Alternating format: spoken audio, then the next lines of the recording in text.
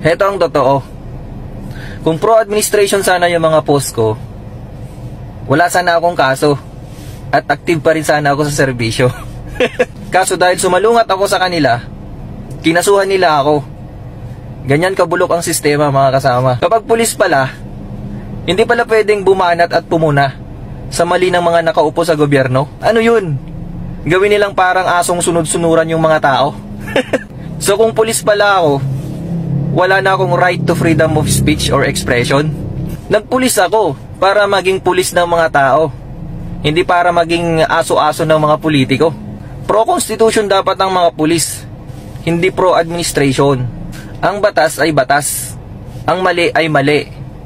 Kung ano ang sinasabi sa Constitution, yun dapat ang sundin. Hindi porke sinabi ng administration, susundin mo na agad. Check mo naman muna kung naaayon ba sa batas o hindi. Pulis, gagawin nilang aso-aso. Nako, hindi po pwede sa akin yan. Kaya nag-resign na lang ako, mga kasama.